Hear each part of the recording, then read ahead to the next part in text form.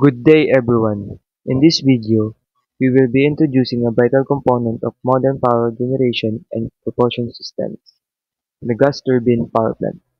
In the thermodynamic process it operates on, known as the Brayton cycle.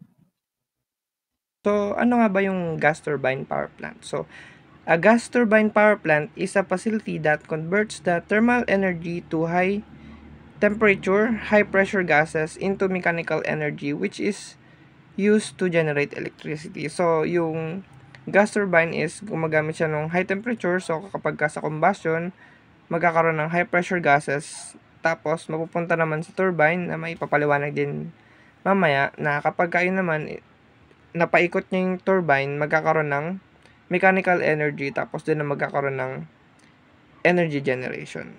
So yung gas turbines naman is widely used siya dahil sa compactness niya, versatility dahil pwedeng magkaiba or combine yung magamit na fuel para mapastart siya and yung ability niya para mapastart siya agad. Dahil doon, kaya nagiging suitable din siya for both base load and peaking power demand. So, pwede rin siyang after lang ng base load o yung base load light, yung normal na na supply ng energy. Tapos kapag ka naman lumagpas doon yung sa peaking power plants, dahil mabilis naman siyang maipastart, kaya pwede rin siyang magamit doon. So, commonly found naman siya sa mga utilities, industrial sectors, offshore oil platforms, at iba pa. So, yung gas turbines din is may high reliability and require less water kaysa sa steam power plants. Kaya suitable siya sa mga arid regions or sa mga regions na uh, may scarcity of water or konti yung water dun sa region na yun. And yung gas turbines din is, ayun nga, kaya niya mag-co-fire ng hydrogen or biofuels, kaya maging adaptable siya sa future low-carbon energy scenarios. And next naman sa historical background, so, origins. Gas turbines were first developed in the 1930s and initially used in aviation due to their high power to weight ratio. So, dahil nga, ginagamit siya sa aviation dahil yun nga kahit na magaan lang siya, mataas yung power na nare-generate niya. So, ang major applications naman ng gas turbine is sa aviation, pwede rin sa power generation, or marine propulsion. And ang next naman is yung milestones niya in 1940s. Doon na first introduce yung first commercial gas turbine for power generation. And in 1970s, nagkaroon ng rapid expansion in use due to oil crisis and need for efficient and flexible power generation. And in 1980s naman to 90s, nagkaroon ng advances of technology para ma-increase yung efficiency ng mga gas turbines. And next naman is yung real-world relevance, quick start-up or shutdown time. So, mas mabilis siyang i-start and i-shutdown kaysa sa mga steam power plants. Kaya, pwede siyang magamit for base and kadalasan sa peaking power plants dahil nai-start naman siya agad. Hindi katulad ng mga steam power plants na umaabot ng oras para maipastart siya. And high power density, more power from a smaller footprint. So, mas smaller footprint dahil less water yung ginagamit niya dahil wala naman siyang steam generation para magkaroon ng mechanical energy and yung air and combustion gases naman niya is nare-recycle. Next is flexibility in fuel choice and operation. So, pwede nga siyang mag-operate sa either combined or iba't ibang fuels para ma-start. Ayun nga, nasabi na siya sa peaking power plants, pwede siya sa peaking power plants and emergency power systems.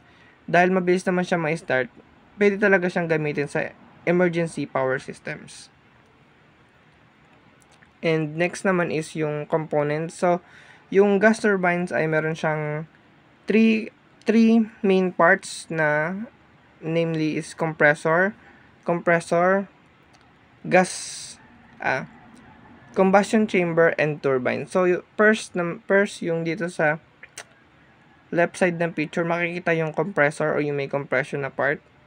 So, ang function niya is, siya yung unang part ng gas turbine, tapos dito hinihigop yung hangin galing sa labas at kinocompress para tumaas ang pressure nito.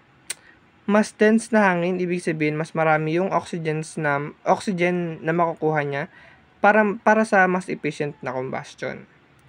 And usually yung may mga layers of blades na umikot at stationary para unti-unting tumaas yung pressure habang dumadaan ang hangin. And next naman is yung combustion chamber. Ang function nito is, ang pagkatapos ng compression, pumapasok ang high pressure air sa combustion chamber kung saan hinahalo ito sa fuel na pwedeng natural gas or diesel. Dito naman nagaganap yung pagsunog or combustion na nagpaproduce ng mainit at mataas na pressure ng mga gas.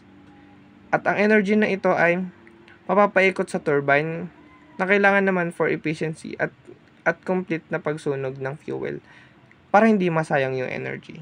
So, yung lastly naman is yung turbine. So, ang function naman nito is yung mainit na gases mula sa combustion chamber ay dumadaan sa turbine blades. Habang dumadalo ito, umikot ang blades at dito mako-convert ang init or thermal energy ng gases into mechanical energy. Yung pag-ikot ng turbine yung magpapagana sa compressor minsan at kumokonekta ito sa generator para gumawa or mag-generate ng electricity. In learning the working principle of a gas turbine, first of all, the air is obtained from the atmosphere and compressed in an air compressor. The compressed air is then passed into the combustion chamber where heat is added. The hot air is then made to flow over the moving blade of the gas turbine, which imparts rotational motion to the runner.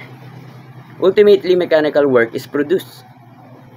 A major part of the work developed by the gas turbine is to be supplied to the compressor. So, simply, a gas turbine works by pulling in air, o pinupull niya yung air, compressing it to make it dense, heating it up in a chamber with fuel, and using the hot air to spin blades. This spinning creates energy to power machines or generate electricity. Okay, next slide. As you can see in the slide that there are two classifications of gas turbines, namely open cycle gas turbines and closed cycle gas turbines. I'll also explain their working process as we go on with the PPT. Okay, next. In an open cycle gas turbine, we can see from the diagram that state 1 and 2 is isentropic compression in the compressor, and on state 2 and 3, constant pressure heat addition in combustion chamber, and lastly in state 3 and 4 it is isentropic expansion in the turbine. In its working process, it consists of a compressor, combustion chamber, and a turbine. The compressor takes in ambient air and raises its pressure. The heat is added to the air in combustion chamber by burning the fuel and raises its temperature. The heated gases coming out of the combustion chamber are then passed to the turbine where it expands doing mechanical work. Okay, next. Okay, next also, because I explained it in slide 2 already, or in the slide of diagram of open cycle gas turbine. Okay, next. In a closed cycle gas turbine, as you can see in the diagram that state 1 and 2 are isentropic compression in the compressor. State 2 and 3 are constant pressure heat addition in combustion chamber, while state 3 and 4 are isentropic expansion in the turbine, and state 4 and 1 are constant pressure heat rejection in the heat exchanger.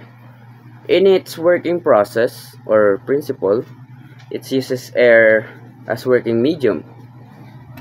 In closed cycle gas turbine plant, the working fluid or air or any other suitable gas coming out from the compressor is heated in a heater by an external source at a constant pressure. And the high temperature and high pressure air coming out from the external heater is passed through the gas turbine. Papasok daw ng gas turbine yung external heater. Mga high temp and high pressure air na lumalabas sa external heater. So, the fluid coming out from the turbine is cooled to its original temperature in the cooler using external cooling source before passing to the compressor. The working fluid then is continuously used in the system without its change of phase, and the required heat is given to the working fluid in the heat exchanger. Okay, next. Comparison between open and closed cycle gas turbines. So number 1, open cycle gas turbines are low thermal efficiency, while closed cycle turbines are high thermal efficiency. Number 2, working fluid is replaced continuously circulated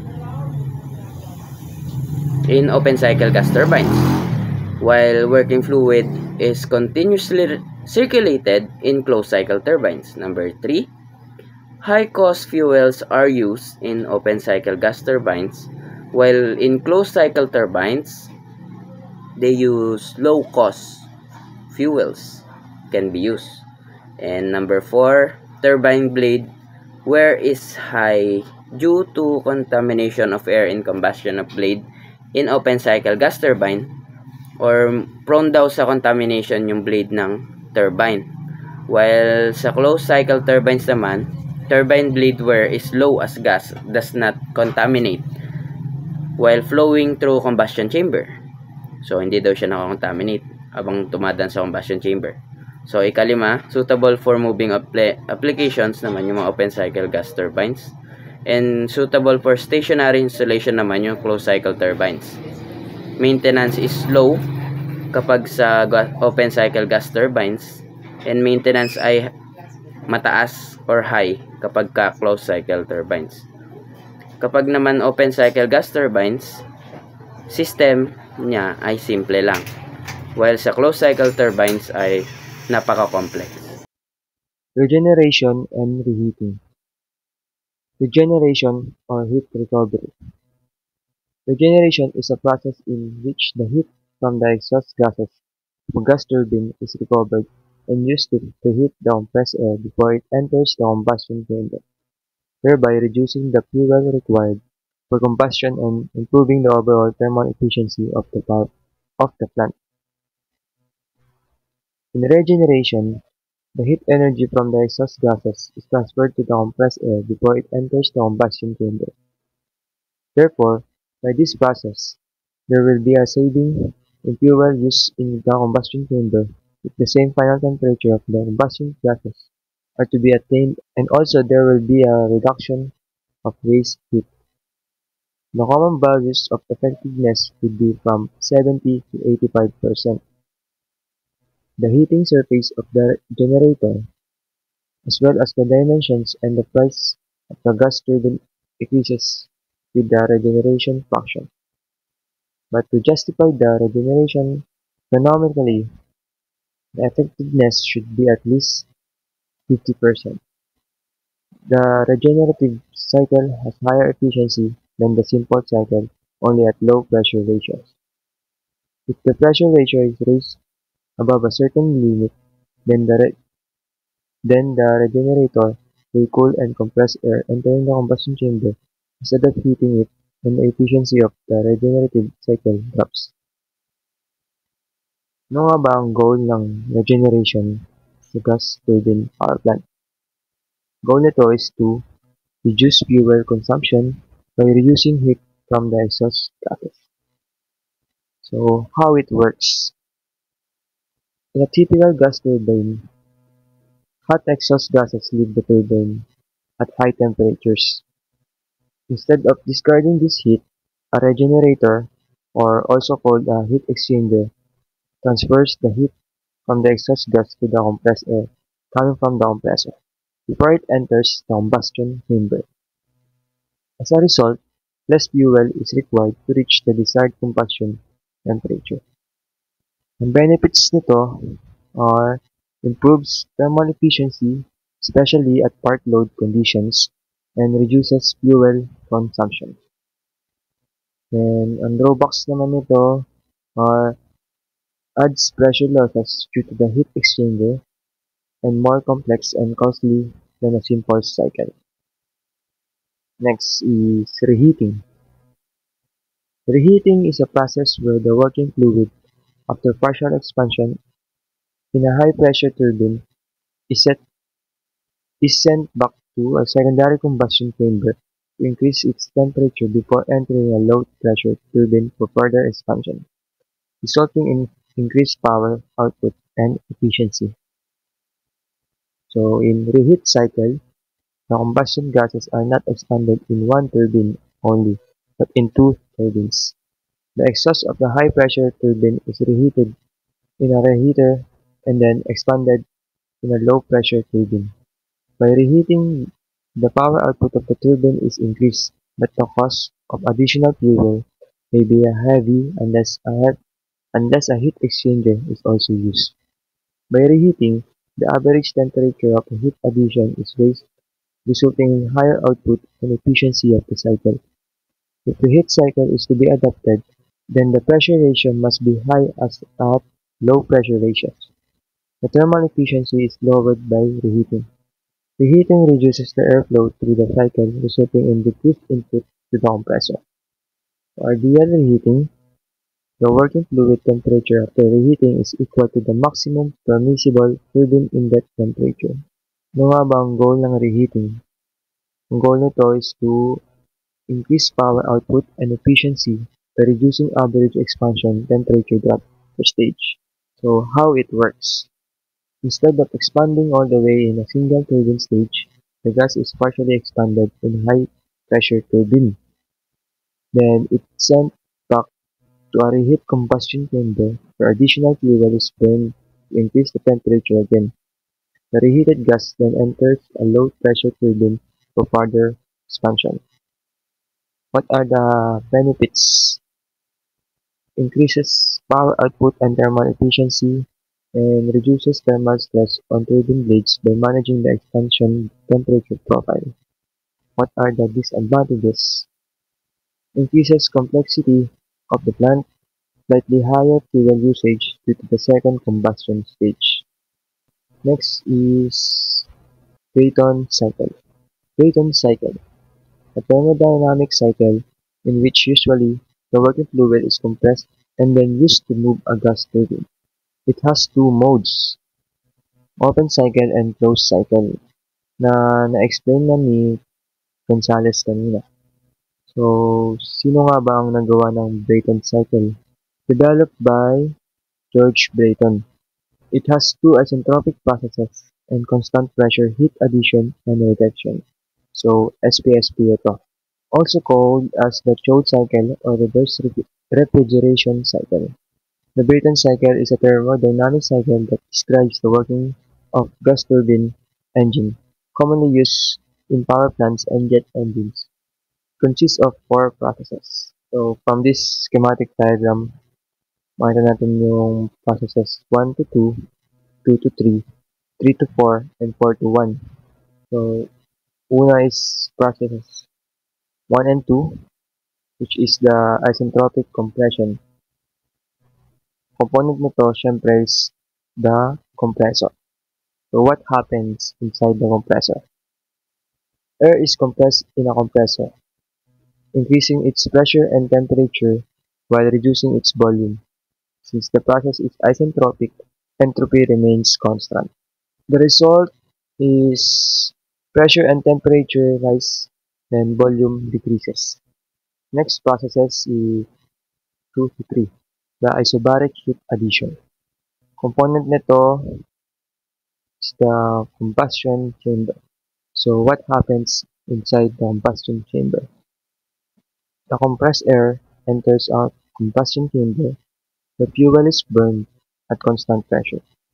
This significantly increases temperature and energy of the working fluid. So the result is large increase in temperature and volume of gas.